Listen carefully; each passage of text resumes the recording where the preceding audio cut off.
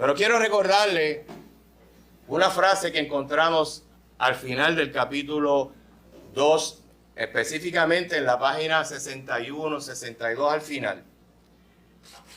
Posiblemente de todo el capítulo, aunque sé que el capítulo 2 ha impactado a muchos hermanos, pero posiblemente esta frase va a perdurar en sus mentes y en sus corazones por mucho tiempo. El autor termina diciendo, en la cruz Jesús dijo, está terminado. Y así fue. La cruz puede ser incómoda. La cruz puede ser fea. La cruz puede ser sangrienta. Puede ser pesada y vergonzosa. Pero la cruz es suficiente. La cruz es todo. A usted, yo sé que le impactó esa frase, pero esa es la gran verdad del Evangelio. En la cruz del Calvario, Jesús bien claro pronunció esas palabras. Consumado es. Todo está terminado. Cristo es el principio y es el fin de todas las cosas. Es el alfa y el omega. La cruz podrá ser vergonzosa para muchos. La cruz podrá ser un símbolo de frustración, de vergüenza, de dolor. Pero lo que ocurrió allí en la cruz del Calvario nos dio la vida eterna a cada uno de nosotros por la gracia de Dios. El que produjo el perdón de nuestros pecados en nosotros fue el mismo Señor. Y un día, cada uno de los que hemos sido lavados con la sangre del Cordero, nos arrepentimos de nuestros pecados. Y nos dimos cuenta que solo no podíamos encontrar nuestra salvación. Y reconocimos que solamente a través de Jesucristo es que nosotros podíamos ser salvos y ser reconciliados con el Padre. Ese fue el gran triunfo de Cristo en la cruz del Calvario, que venció para siempre la muerte, venció para siempre el pecado, venció para siempre a Satanás. Y por cuanto Él venció, usted y yo, mi hermano, hemos vencido, porque lo hizo posible en la cruz y en su resurrección al tercer día. Y como les decía en la clase pasada, hoy Cristo está sentado, donde siempre ha estado, en el trono, al lado del Padre, intercediendo por usted y por mí. Mahini dice en su libro Humildad, Grandeza Verdadera, la cruz rescata, la cruz libera, la cruz transforma.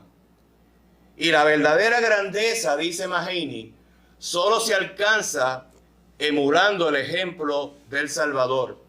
Y solo resulta posible debido al sacrificio de nuestro Señor Jesucristo allí en la cruz del Calvario. A Él sea toda la gloria y toda la honra. Y esta noche hablaremos de la santidad de nuestro Dios. Doctor, ya hemos completado los primeros 2 capítulos, así que yo espero que usted se haya gozado de la palabra del Señor expuesta, enseñada a través de este capítulo 2. La cruz incómoda que nos trae salvación. Era una locura para muchos y sigue siendo una locura para hoy la cruz. En esta hora vamos a comenzar a estudiar el capítulo 3 de nuestro libro, así que yo lo invito a que usted vaya a la página 63 en adelante. Capítulo 3, Santidad incómoda. Así que hoy estaremos estudiando este tema y esperemos cubrir, si no el capítulo completo, al menos la mitad, la primera parte de él. Así que yo le invito a que me acompañe a la escritura, primera de Pedro, capítulo 1, versículos 15 al 16. Ese es el pasaje que se usa en la introducción del capítulo. Primera de Pedro, capítulo 1, versículos 15 al 16. Y veremos ese llamado de Pedro a que la iglesia reconociera, se acordara de que están lidiando con un Dios santo y que ellos debían vivir también de la misma manera.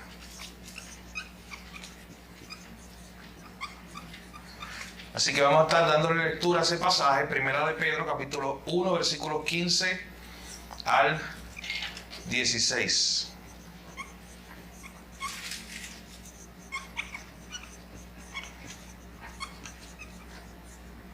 ¿Alguien que lo pueda leer? Sí. Dice, pero ahora sean santos en todo lo que hagan por medio de quienes dirigen pues la Escritura dice, sean santos porque yo soy santo. Gracias, María. Cuando nosotros vemos la carta de Pedro, Pedro le escribe en Primera de Pedro, capítulo 1, verso 1, noten ahí que él dice que yo le estoy escribiendo a los expatriados de la dispersión en el Ponto, Galacia, Capadocia, Asia y Bitinia. Él está escribiendo a un grupo de cristianos que vivían en Asia Central, o Asia Menor, lo que hoy es Turquía. Noten que él está escribiendo a un grupo de cristianos que vivían en Éfeso. Pablo ya le había escrito a los Efesios. Él está escribiendo a un grupo de cristianos que vivían en Galacia. Eso eran los Gálatas. Pablo ya les había escrito a ellos. Y es interesante porque esta gente vivía en una región, mis hermanos, que era muy pagana, que estaba llena de falsos dioses. Era una región donde era muy fácil en cada ciudad encontrar un centro de adoración a algún dios romano o a algún dios pagano. ¿Y usted sabe qué? Eran centros de inmoralidad. Usted iba a uno de esos centros de adoración, a esos dioses paganos, y lo que había era una serie de inmoralidad. Incluso había prostitutas que trabajaban en los templos. Y usted dice, oye, eso como que no pega, como que no me cuadra una idea de este tipo de personas trabajando en un templo. Pero ese era el nivel de inmoralidad que vivía estas personas, estos grupos. Pero allí el Evangelio había llegado. El Evangelio a través de los esfuerzos misioneros de Pablo había llegado allí, a través de los esfuerzos misioneros de Pedro. Y Pedro le quiere recordar a esta gente que en Cristo ahora ellos tienen una nueva identidad. Miren lo que él le escribe. Vamos a ver desde el verso 3 del capítulo 1. Bendito el Dios y Padre de nuestro Señor Jesucristo, que según su gran misericordia nos hizo renacer para una esperanza viva por la resurrección de Jesucristo de los muertos, para una herencia incorruptible, incontaminada, inmarcesible, reservada en los cielos para vosotros, que sois guardados por el poder de Dios mediante la fe, para alcanzar la salvación que está preparada para ser manifestada en el tiempo postrero. Noten el versículo 2, se había dicho que esta gente eran los elegidos de Dios. Así que esta gente que estaban viviendo en pueblos tan paganos, en pueblos tan perversos, de momento Pedro les quiere recordar su identidad. Noten qué importante, en medio de un pueblo tan perverso, era importante que este pueblo reconociera la identidad que ellos tenían en Cristo. ¿Quiénes eran ellos en Cristo? Entonces tú te pones a pensar, ¿por qué Pedro quiere recordarle a los cristianos que viven allí, en esas ciudades tan perversas, tan paganas? ¿Por qué quiere recordarles la identidad? ¿Por qué quiere recordarles que ellos son elegidos? Que ellos en Cristo tienen ahora una herencia. De hecho, les quiere recordar la identidad a tal punto que miren conmigo ahí en el capítulo 2, versículos 9 y 10. Le dice, ¿ustedes qué son? Linaje escogido, real sacerdocio, nación santa. Wow, qué impresionante esa frase. En medio de la sociedad más perversa, en medio de la sociedad más inmoral, en medio donde el pecado es rampante, allí este pueblo al cual Pedro le está escribiendo le dice, recuerden quiénes son ustedes. Ustedes son una nación santa que vive en medio de ese pueblo.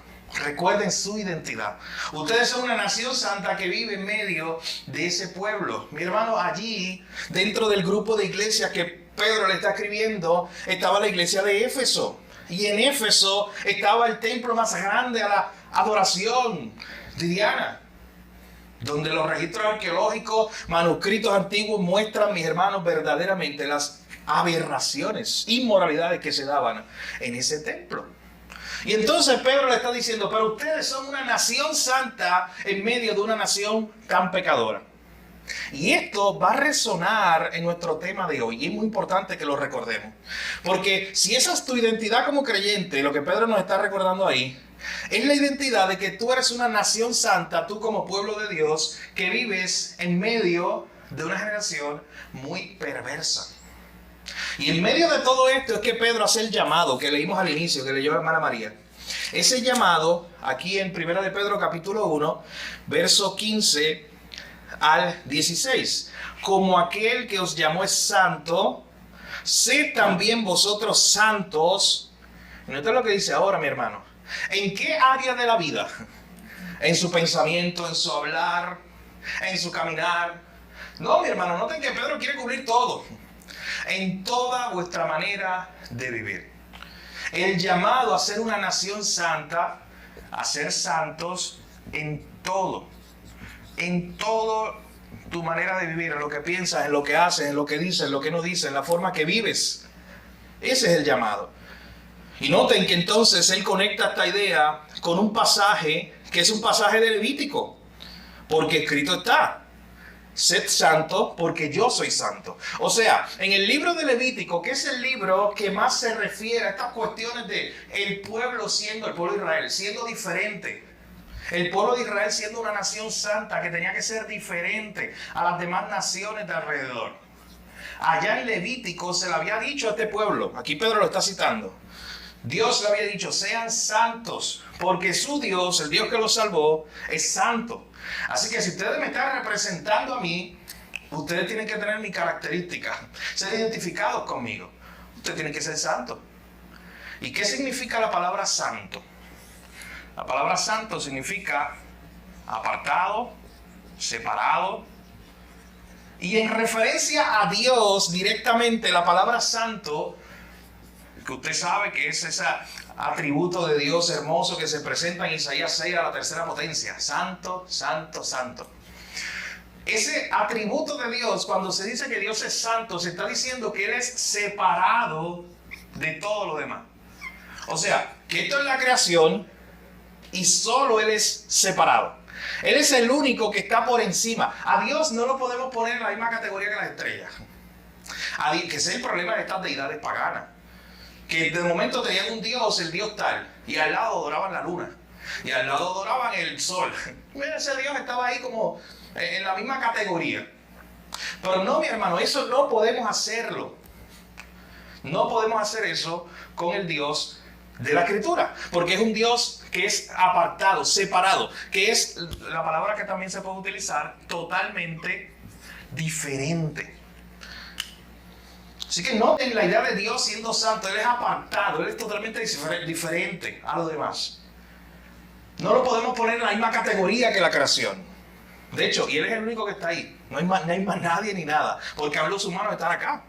Toda la creación, todo lo demás está aquí en la creación, en parte de esta categoría. Así que Dios es apartado, Dios es separado, Él es diferente. Especialmente esa palabra se utiliza en un sentido moral cuando habla del pecado.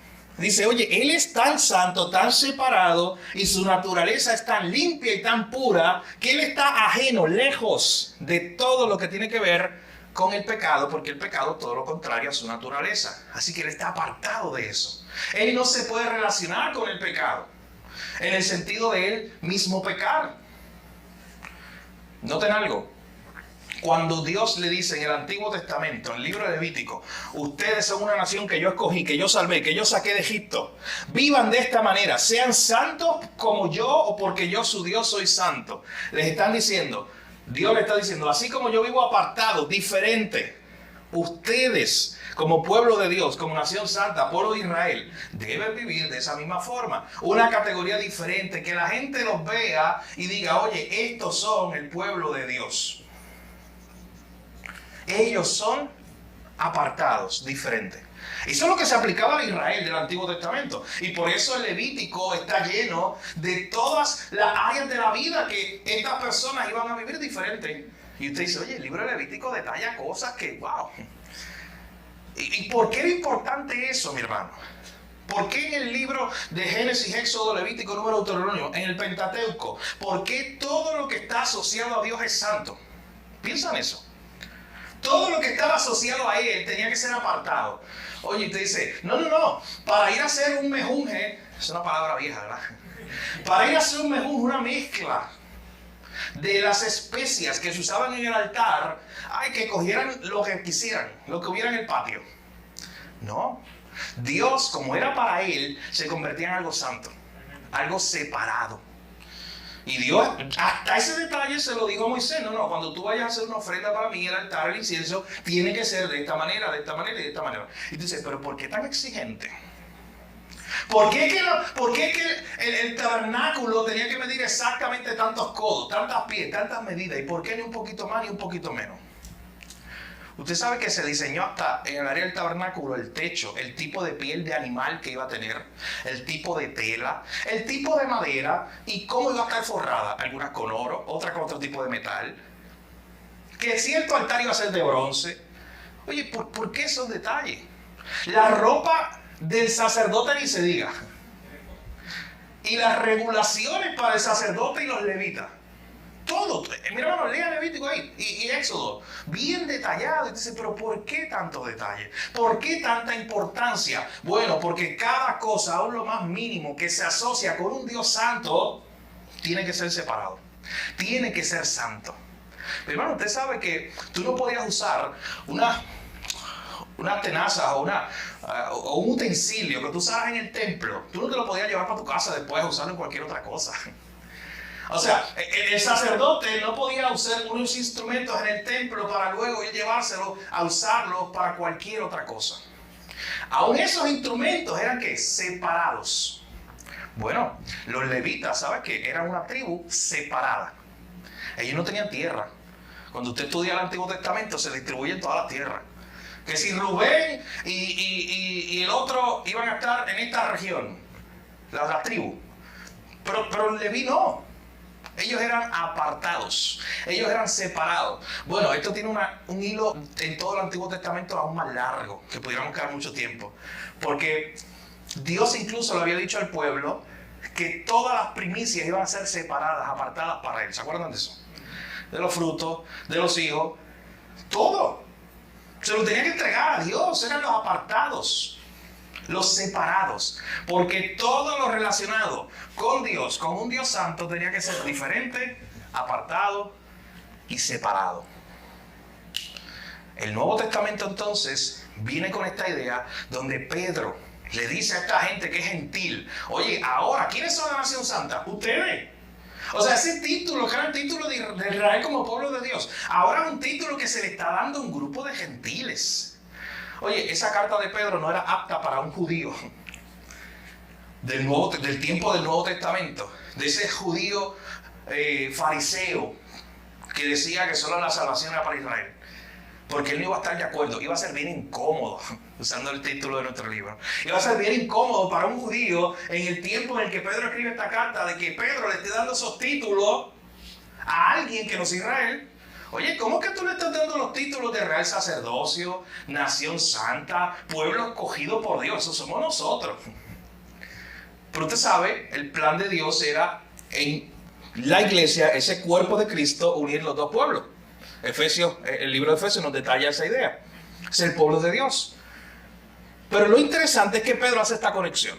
Entonces Pedro está diciéndole lo mismo. Por eso tuvimos que ir al Antiguo Testamento. Cuando Pedro le dice en este pasaje a la iglesia, que ahora somos tú y yo, la iglesia de esta etapa, el pueblo de Dios, sed santos porque su Dios es santo, o como su Dios es santo, le está diciendo lo mismo que se le dijo al pueblo de Israel en el Levítico. O sea, de que si ustedes son parte del pueblo de Dios, si ustedes son los elegidos de Dios, tú tienes que vivir apartado, separado, diferente. Se tiene que notar que tú eres apartado para Dios. O sea, que tu vida no es un 50-50. Tu vida no es un 50-50. Que no es que tú debes darle el 50% de tu vida al mundo y el 50% de tu vida a Dios. No. Implica que ahora a Cristo tú te entregas el 100%, apartado completamente.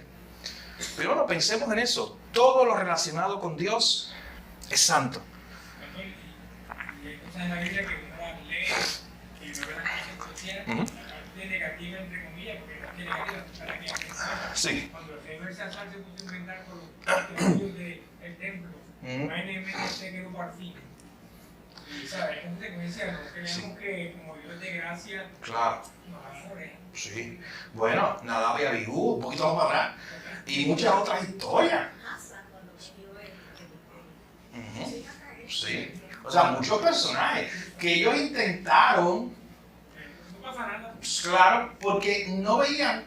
¿Sabes por qué Dios permitió eso? Para que veamos la seriedad que Dios tiene con su santidad, con su carácter. De que no es un juego. De que verdaderamente eres santo y su pueblo y aquello que es de Él tiene que ser santo, apartado, separado. Mi hermano, por eso es que nosotros no podemos estar en dos aguas. Porque o somos de Dios o somos del mundo. Somos apartados para Dios o no somos de Dios. No hay un punto medio. Así que piensa en el Antiguo Testamento, todo lo que era apartado para Dios solo se usaba para Dios. Mi hermano, que eso sea lo que mueva su vida al leer este texto. De que si usted Cristo lo ha elegido, lo ha salvado, le ha dado una herencia, ahora usted viva el 100% de su vida para Dios. Porque usted es apartado para Él.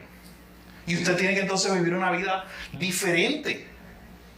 Una vida que contraste, que choque con el mundo. Así que, ¿qué significa ser santo? Apartado. Todo lo relacionado con Dios tiene que ser apartado, tiene que ser santo, diferente. Hay un autor, un pastor del siglo XX, Leonard Ravenhill.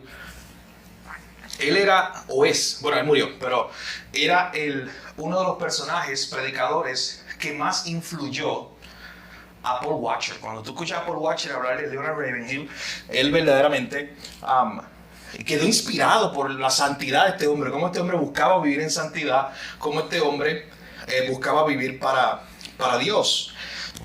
Pero es interesante que Leonard Ravenhill en una ocasión dijo, la tragedia de hoy es que la iglesia busca la felicidad, no la santidad.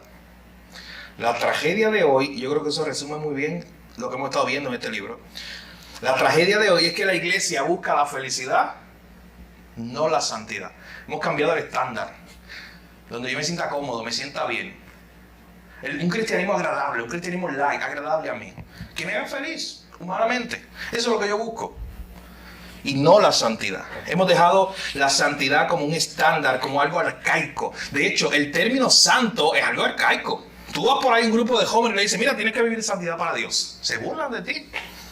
Dice que, es más, yo no sé ni qué significa esa palabra. Santo.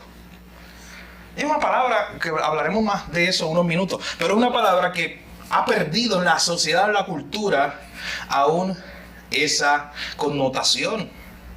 Vamos a comparar dos versos. Uno de ellos lo usa ahí en el libro, el autor, Romanos, capítulo 12, verso 2. Alguien que lo pueda leer. Romanos, capítulo 12, versículo 2. En la página 64, bueno, 63 abajo y 64 arriba, el autor dice que debemos vivir como parte del llamado a no amoldarnos al mundo. Dice el autor allí en la parte de arriba de la página 64 de su libro. Debemos vivir ese llamado a no amoldarnos al mundo. Así que vamos a comparar estos dos textos y quiero que hagan este ejercicio. Romanos capítulo 12, verso 2 y Gálatas capítulo 4, verso 19. ¿Quién puede leer el primero? Romanos capítulo 12, versículo 2. Sí. No os conforméis a este siglo, sino transformaos por medio de la renovación de vuestro entendimiento, para que comprobéis cuál sea la buena voluntad de Dios, agradable y perfecta. No te amoldes. No tomes la forma. La idea que dice de ese pasaje es no tomes la forma, el molde de este mundo. Sé apartado, sé diferente, sé separado, el concepto de santidad. ¿Qué tiene que ver ese texto? Miren, ¿quién lo puede conectar con Gálatas 4:19? ¿Alguien que lo lea? Gálatas capítulo 4, versículo 19. ¿Quién lo puede leer? Sí. Hijitos míos, por quienes vuelvo a sufrir dolores de parto hasta que Cristo sea formado en vosotros. Ese es Pablo hablando de la iglesia de Galacia, a los Gálatas. ¿Qué relación pueden tener esos dos textos? Usan unas palabras similares.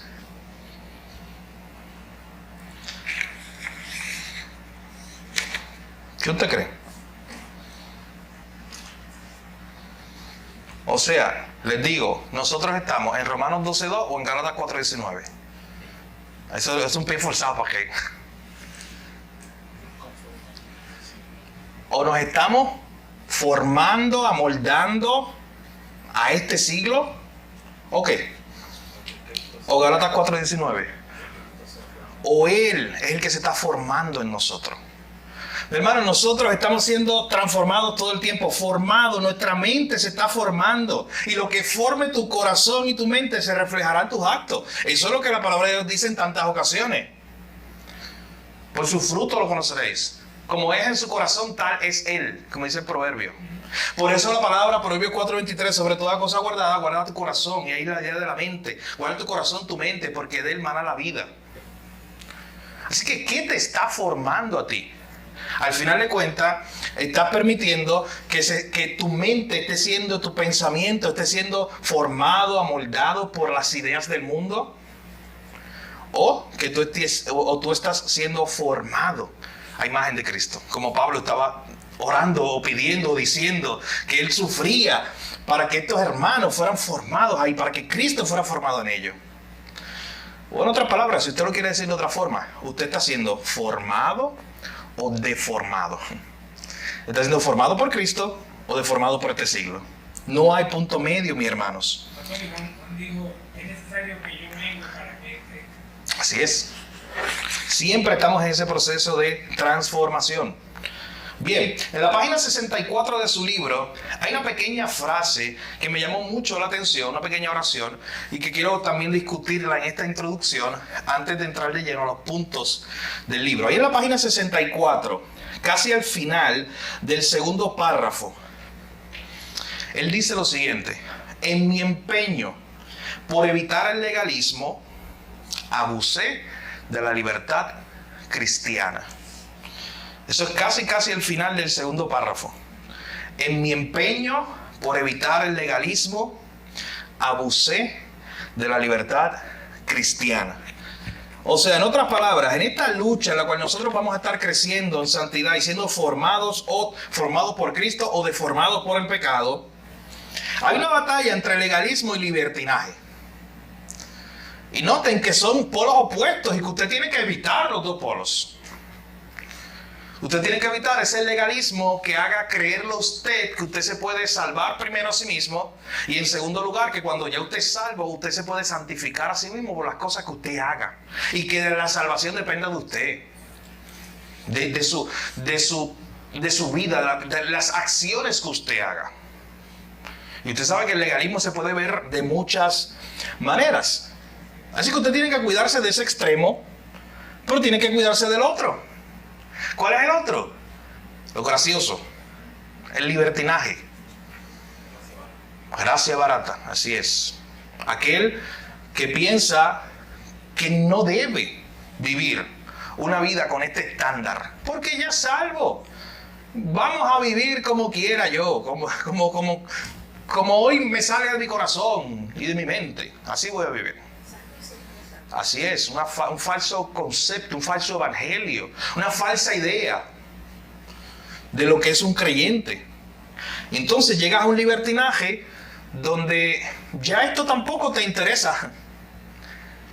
Esta idea de vivir en santidad, de vivir diferente, de vivir apartado, de vivir separado. Y de hecho, lo que hacemos con esos dos extremos es minar, es dejar a un lado el sacrificio suficiente de Cristo. Porque el sacrificio suficiente de Cristo lo que nos lleva es a dos cosas. Uno, a recordar que yo no me pude salvar a mí mismo. O sea, nada que yo podía hacer, ni que pueda hacer en el futuro. Nada podía hacer yo para salvarme a mí mismo. Así que queda descartado el legalismo, el que yo pueda hacer algo, cumplir la ley por mí mismo. Pero entender el sacrificio suficiente de Cristo también me lleva a pensar que ese sacrificio costó. Y que ahora Cristo quiere que si Él me salvó, si Él me compró, ahora yo soy de Él. Y ahora yo tengo que vivir para Él, con un estándar. Mi hermano, ¿y quién crea el estándar de cómo vive un cristiano? No lo creas tú ni lo creo yo. Lo creó Él. ¿No se acuerdan el primer día de esta clase que nosotros decíamos que la iglesia la diseñó Dios? O sea, la forma de vivir un creyente es un estándar que diseñó Dios mismo. Está ahí para nosotros. Así que tenemos que evitar estos dos extremos, nos dice el autor en la página 64. Bien, luego de nuestra introducción, vamos a entrar al capítulo en este primer punto, hablando de las palabras incómodas. Miren cómo él comienza ahí, esto desde la página 64 en adelante. Hablar de esta primera sección del capítulo, palabras incómodas. Él dice ahí en la página 64, noten, después de las letras negritas, donde dice por qué nos desagrada la santidad. Él empieza diciendo, en el mundo de hoy, santo es la más ofensiva de todas las palabras de 5 letras. Es mucho más aceptable decir mi vida está hecha un lío que decir me estoy esforzando por ser santo. Para muchos la aparente obsesión de la cristiandad con la santidad es una de sus cualidades más desagradables. De hecho, ¿te imaginas a un joven que vaya a una escuela de no creyentes, esté rodeado de impíos, de pecadores, de no salvos, y que él diga en un salón de clase que él se está esforzando por ser santo? Que una de sus metas en la vida, un día que estén hablando allí en la escuela, que estén hablando de las metas, y que él diga que una de las metas en su vida es ser más como Jesús.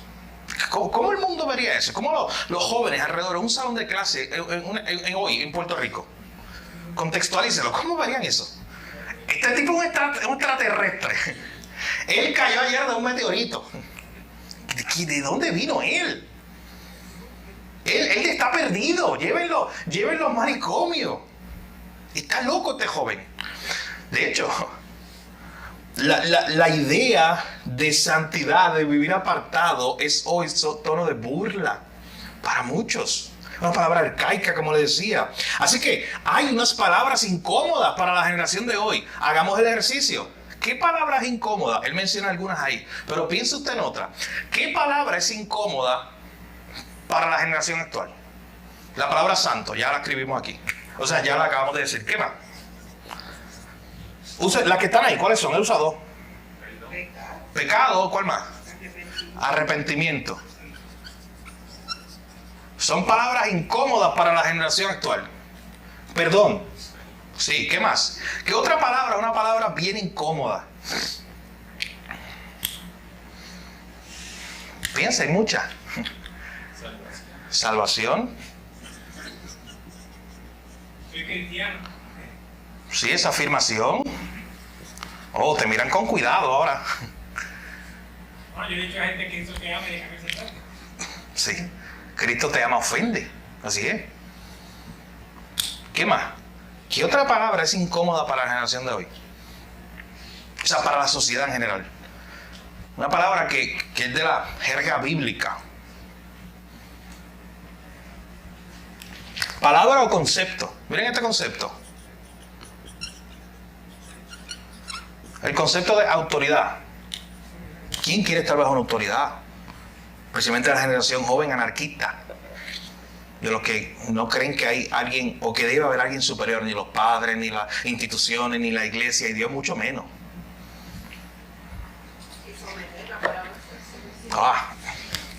Esa es bien incómoda. Gracias, Clara. Someterse, sometimiento, obediencia. Ser siervo. El término de siervo. Eso es bien incómodo. Esos términos. Y usted puede pensar en muchos más en este ejercicio. Hágalo en su casa, piense. Todas esas palabras que para nuestra sociedad de hoy son incómodas. Usted sabe que Jerry Bridge, se lo he dicho antes, se lo repito y se lo repetiré más adelante, es mi autor favorito. Y Jerry Bridge ha escrito varios libros sobre este tema de lidiar con el pecado, la santificación. En su libro Pecados Respetables, capítulo 2, el capítulo 2, literalmente, el título, la sección, está titulada La desaparición del pecado. El pecado desapareció. Es una palabra tan incómoda que simplemente desapareció. Hay una frase, Carlos, que creo que es la primera ya, para que usted la vea en pantalla, donde él comienza el capítulo 2 diciendo lo siguiente. En un libro escrito en el año 1973 llamado Whatever Became of Sin, ¿qué sucedió con el pecado?, el autor Karl Menninger escribió lo siguiente: la palabra pecado, que parece haber desaparecido de nuestro vocabulario, fue un término orgulloso, muy fuerte, siniestro y grave. Pero la palabra se ha ido, casi ha desaparecido por completo, tanto ella como lo que evoca. Me encanta el final. ¿Por qué? ¿Será que ya nadie peca? ¿O será que ya nadie cree en el pecado? Dice, oye, hubo palabras que han simplemente desaparecido, ya no quieren hablar de pecado. Mi hermano, eso fue en 1973. ¡Wow! Ha llovido. No son 50 años, ¿verdad? Uno lo ve los otros días. Pero noten algo, o sea, 50 años atrás. Entonces, en 1973. ¿Y hoy entonces? Si la palabra pecado desapareció en 1973. O sea, según esa idea. Donde ya no se quería hablar de pecado. Noten que está la generación después del 60. Anarquismo total. Fuera la autoridad. Yo quiero vivir mi vida feliz, mi vida plena, sin nadie por encima de mí, y menos la idea de Dios. A la década del 60, la revista Times incluso le llamó la muerte de Dios, la década de la muerte de Dios. Hubo un grupo de teólogos, ¿usted se imagina eso? Que llamaron esa década la muerte de Dios. Luego viene la década del 70. No tenemos el tiempo para hablar de cronológicamente todas las aberraciones que ocurrieron en los 70. Bueno, 1973 está cerca de la proclamación del aborto como ley institucional en Estados Unidos. Son muchas cosas que pasaron en esos años, cuando se chocaron los fundamentos y no queríamos ver a Dios ni en pintura. Pero noten estos conceptos. El pecado, pero como que desapareció, ya se fue, se esfumó del vocabulario. Esa palabra como que ya no existe. Él preguntaba esto en 1973. ¿Por qué? ¿Será que ya nadie peca? ¿O que ya nadie cree en el pecado? Ya nadie cree en el pecado. Ahora hemos utilizado toda una amalgama de términos nuevos. Claro, que no se escuchen tan fuerte. Que yo no ofenda. Porque esa palabra es muy fuerte para nosotros tratar a otra persona de esa manera. Decirle, tú eres un pecador. De hecho, evangelizando hoy, tú decirle a la persona que es un pecador, es una ofensa, ten cuidado. Sí. Mira, sí, eres un pecador. No, claro, y tú sabes que tú te unes y no es que tú estás en una escala moral acá arriba y estás mirando a la gente allá abajo, no. Pero el decirle, tú eres pecador. Sí, estoy hablando de ti, tú con quien estoy hablando. ¿Cómo que yo soy pecador? Es una ofensa. Así que hay muchas palabras, la palabra arrepentimiento, santo, pecado, que al parecer se perdieron en nuestra generación. Es incómodo hablar con esos términos. Es incómodo utilizar esas palabras. Miren, yo quiero ver un ejemplo, no está ahí en el libro, pero vino a mi mente, tan pronto yo leía el capítulo, no sé, hizo clic en mi mente. De a uno que le tocó hablar unas verdades incómodas en la Biblia en un momento dado, y cómo reaccionó la gente que lo estaba escuchando. Vamos a ver la historia de Esteban. Hechos capítulo 7, versículos 51 al 57. Hechos capítulo 7, versos 51 al 57. Y vea conmigo, a él le tocó hablar palabras muy incómodas. Y miren lo que dice aquí, Hechos capítulo 7, versículo 51 en adelante. Él hace un resumen, que de hecho yo le invito a que usted lo repase.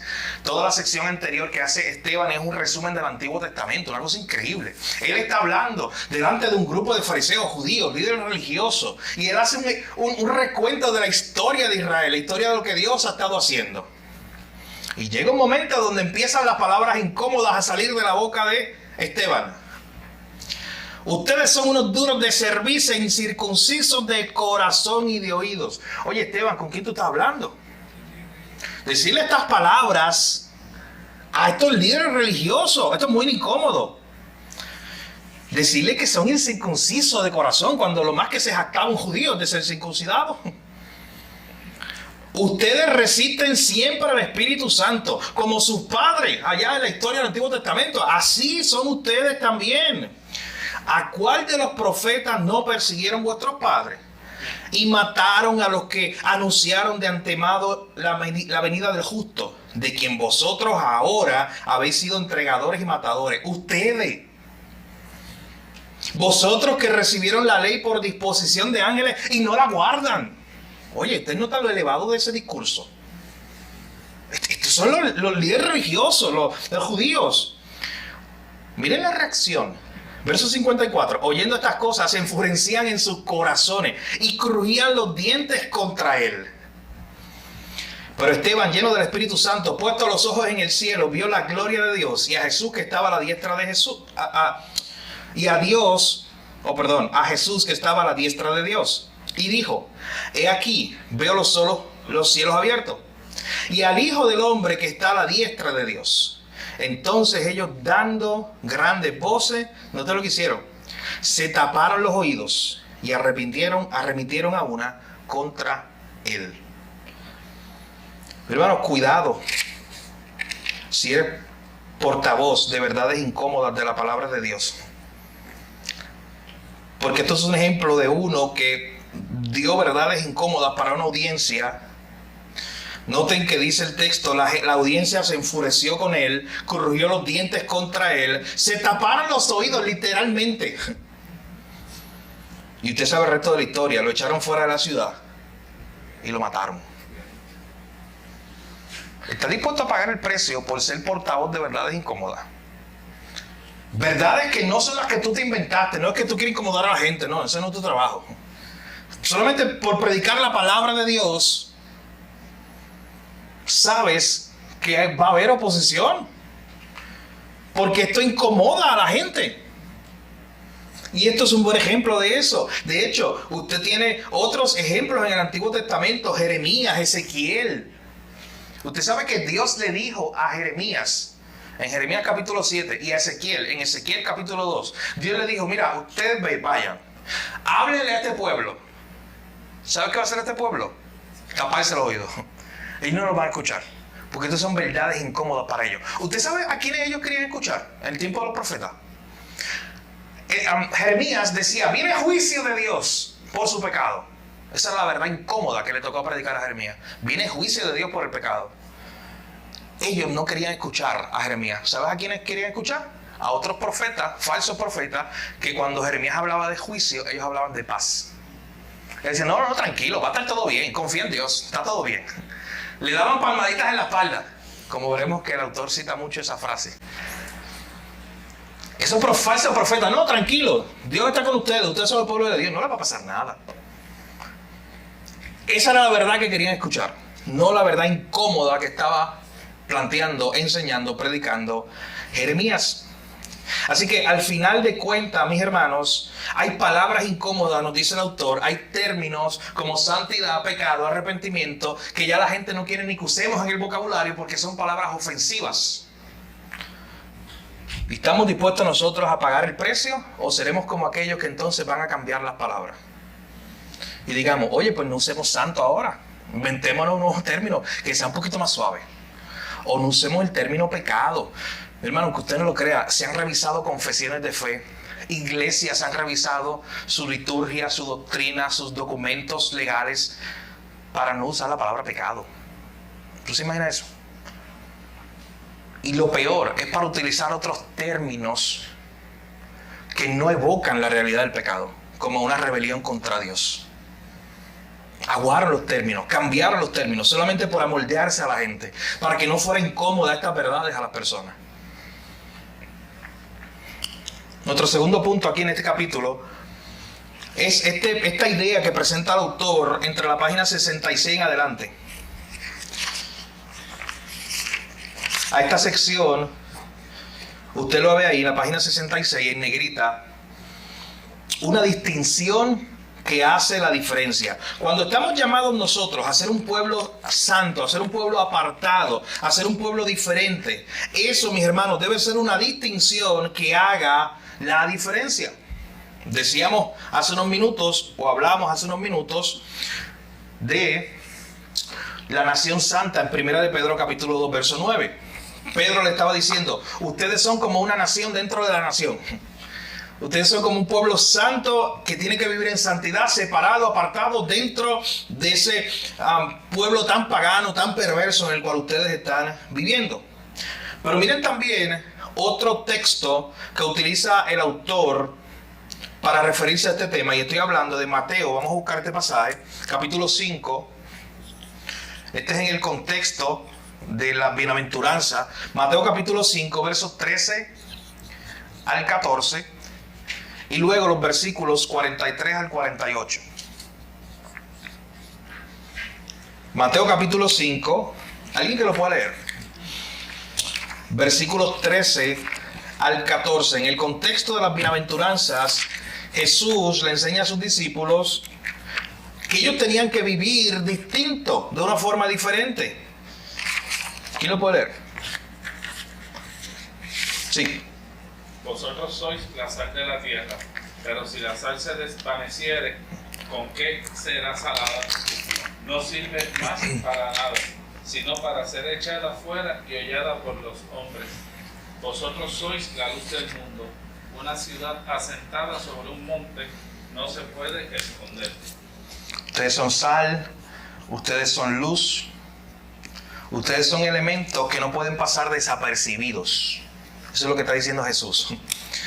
Ustedes son elementos, ustedes son como la sal de la tierra, como la luz del mundo.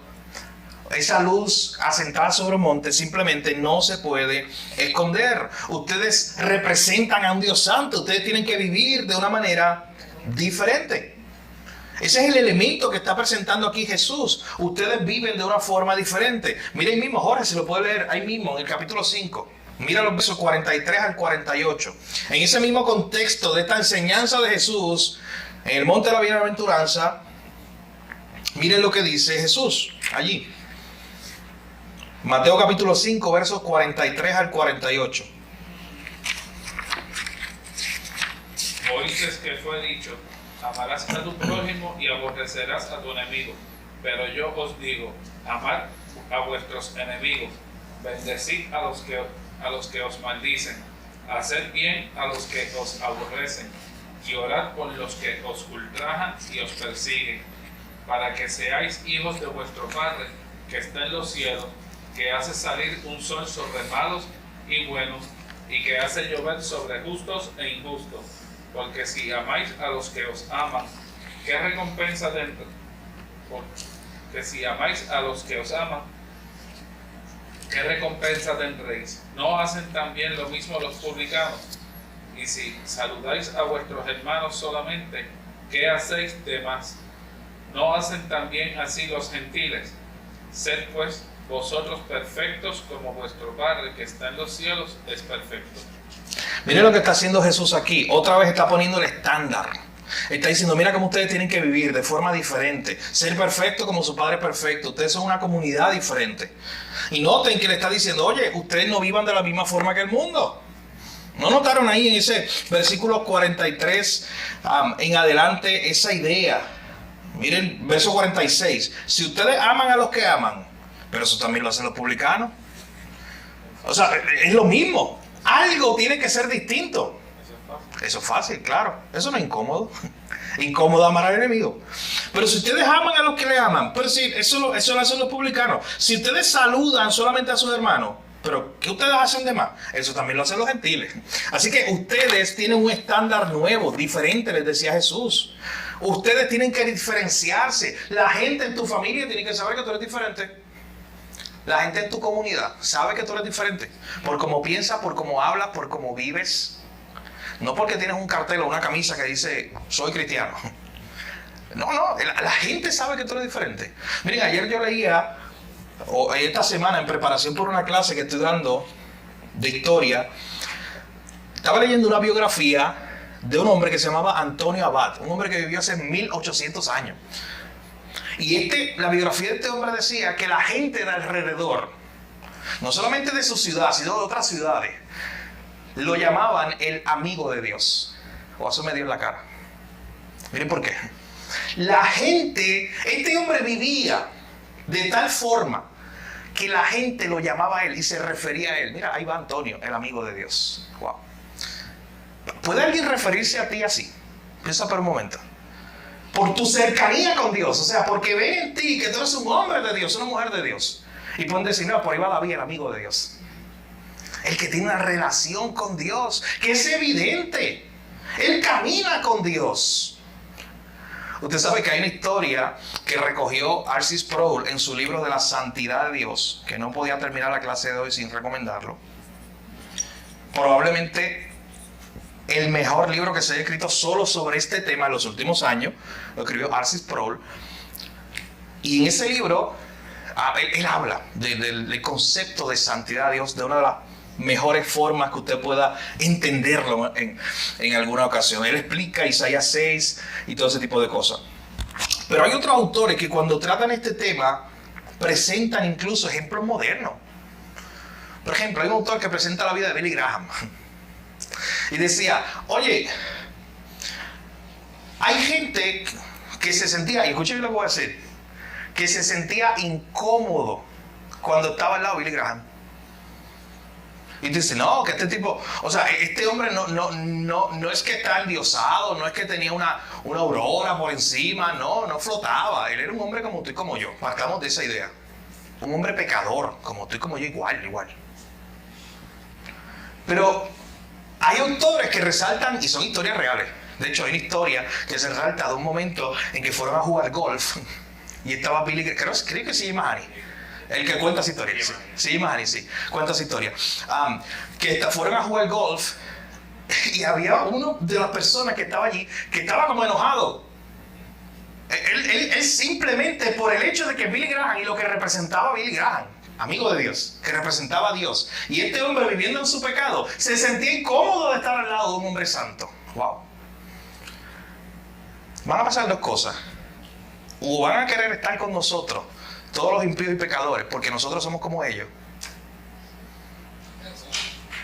O me quedo solo.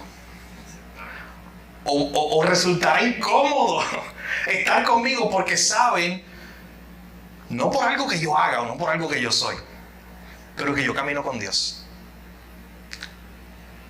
Piense por un momento, medite en eso, mi hermano. Por eso decía que me dio una bofetada en la cara. Eso fue anoche. Bueno, eso fue hoy. Fue a las 12:30 y pico de la madrugada que estaba leyendo esa biografía. Fue la última lectura de ayer. Y cuando leí esa biografía decía, y la gente lo llamaba el amigo de Dios. Y decía, wow. ¿Puede la gente vernos así hoy? Por ahí va Pablo, el amigo de Dios. Que el Señor nos ayude, mi hermano, a que nosotros vivamos en santidad, vivamos separados para Dios de tal forma que sea evidente. Cristo lo dijo, que sean sal y sean luz. No seas como los gentiles, no hagan las mismas cosas que los gentiles. Amar a los que aman y saludar a tus hermanos, eso lo hace todo el mundo. Sé diferente. Tiene que ser una contracultura, y con esto cerramos. Theo Donner escribió un libro hace algunos años sobre el tema de la posmodernidad. El libro se llama Posmodernidad y Fe. Y miren bien lo que él escribió allí. Esa fue una de mis frases favoritas del libro. Él dijo lo siguiente: parece que en América Latina las iglesias evangélicas hemos abandonado la tarea de ser contracultura, de ser respuesta y alternativa a la cultura imperante, y nos hemos conformado con ser subcultura, un fragmento más, una opción más en el supermercado de filosofías, sectas y religiones. Léalo cuantas veces usted lo necesite leerlo para entenderlo, como lo tuve que hacer yo. Pero piensa por un momento lo que está diciendo Theo Donner, ese autor. Le está diciendo, oye, ¿cuándo fue que perdimos como iglesia el sentido de que somos la nación santa de Dios? De que somos algo separado, de que nosotros no somos iguales que la cultura del mundo. ¿Cuándo fue que perdimos eso? Y él dice, parece que en América Latina nosotros hemos perdido en nuestra iglesia ese sentido de que somos una contracultura, que vamos en contra de la corriente, que somos la luz en un mundo lleno de tinieblas, que somos la sal en un mundo insípido, que somos los amigos de Dios en un mundo lleno de enemigos de Dios. ¿Cuándo fue que perdimos esa idea? Y nos hemos conformado, lo más que me gusta es lo que dice al final, nos hemos conformado a ser un fragmento más, una opción más en el supermercado de las ideas. Pues así como existen los partidos políticos, las filosofías, otras religiones, pues mira, aquí está el cristianismo como una opción más para tu vida. O sea, él está diciendo, está haciendo una crítica. Mira, nos parecemos tanto al mundo, en muchos sentidos, que ya el mundo no puede ver la diferencia y nos ve como una opción más. Dice, ¿cuándo fue que perdimos eso? ¿Cuándo fue que perdimos la idea? De hecho, aquí el autor, y con esto termino, el autor de nuestro libro llega a decir, o llega a analizar un poco, en la página 66 a la 67, cómo incluso en la iglesia primitiva, en la historia de la iglesia por los primeros siglos, a los cristianos siempre los vieron como extraños. Siempre los vieron como diferentes. Los paganos, el emperador, no entendía, pero esta gente, ¿cómo es que ellos se aman así? ¿Cómo es que ellos adoran a un Dios que murió en la cruz? Todo era contracultural, todo era diferente. Siempre nos vieron como extraños. Esa fue la historia de la iglesia de los primeros siglos. Éramos la contracultura. ¿Cuándo fue que nos perdimos? Y que ahora nos parecemos demasiado al mundo. Mi hermano, de allá afuera nos están viendo. Que vean que tú eres diferente, apartado, separado, que tú eres parte de la nación santa de Dios. Ora al Señor hoy. Que el Señor nos ayude, mi hermano, a que nos vean como los amigos de Dios. Aquellos que están viviendo de una forma diferente. Vivir de esa forma es cómodo, no lo es. Vivir de esa forma tiene un costo, sí, lo hablamos la semana pasada, es tomar tu cruz, negarte a ti mismo. Mi hermano, pero es la mejor vida que usted puede tener. Vivir para aquel que murió por usted. Viviendo una vida incómoda, porque estamos en un mundo incómodo, un mundo caído, pero viviendo de una forma totalmente apartada para Dios. Si ustedes notan, estamos justo en la mitad del capítulo, y son las 8:34. Así que la semana que viene nosotros vamos a continuar. Si usted no leyó el capítulo, léalo. Si no, déle una segunda lectura, siempre de beneficio. Porque vamos a continuar desde la página 71 en adelante. Es la última sección. Repasa el capítulo completo, pero le invito a que vaya y vea conmigo desde la página 71 en adelante.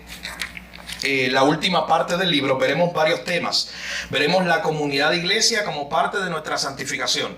O sea, cómo él habla de esta idea de que es para crecer en esa santidad incómoda, para poder crecer y ser diferentes, apartados y separados. Lo hacemos en comunidad. Y desde ya sí le animo a que tenga gente alrededor, que de esa forma terminaremos la clase que viene.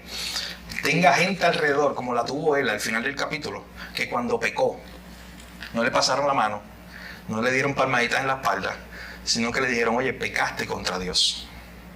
¿Tienes esa gente que te va a hacer las preguntas incómodas? Si no las tienes, hoy es un buen día, no hemos llegado ahí, lo vamos a llegar el miércoles que viene, pero ve orando y pensando, ¿qué gente yo tengo maduros en la fe que me pueda hacer esas preguntas incómodas? Y que puede compartir conmigo las verdades incómodas. Y usted va donde Jorge, para no acabar la clase hoy, sin haberte usado. Y usted va donde Jorge y le dice, Jorge, yo he orado al Señor, he visto tu vida, y yo creo que tú puedes ser una de esas personas. Cuando tú me veas pecando, cuando tú veas que yo estoy, al contrario, me vas a hacer un favor, y yo sé que eso es amor. Sé tú el que me diga las verdades incómodas. Sé tú el que me llame y me diga, oye, ¿qué está pasando, Gil? ¿Estás pecando? ¿Estás desviado de la verdad? Cuando nadie quiere decírmelo, Jorge. Cuando todo el mundo quiera darme palmaditas en la espalda y decir, bendito pecado, déjalo tranquilo. Es que todos cometen errores.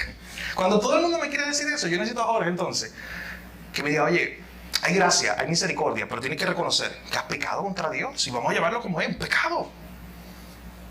La santidad es incómoda, mi hermano, pero es la mejor vida que puede vivir alguien que ha sido salvado por la gracia de Dios, porque está siendo formado todos los días a imagen de Cristo. Vamos a orar para cerrar esta parte. Señor, gracias nuevamente te damos por este tiempo de enseñanza. Ayúdanos a vivir apartados, separados, diferentes. Todo lo que está relacionado contigo, Señor, es santo. Todo lo que está relacionado contigo tiene que ser apartado, separado. Que nosotros seamos esa nación santa en medio de una generación tan incrédula, tan perversa. Señor, que podamos ser reconocidos como los amigos de Dios en medio de un mundo lleno de enemigos de Dios. Que seamos reconocidos como aquellos que caminamos con Dios. Eso es contracultural. Eso es en contra de la corriente. Querer vivir en santidad, querer vivir para ti, no está de moda. Nunca lo ha estado. Y menos en estos tiempos. Ayúdanos, Señor, aunque sea incómodo, sea difícil, a ser santos porque tú eres santo. Gracias te damos, Señor, en esta hora. En tu nombre oramos, Jesús. Amén.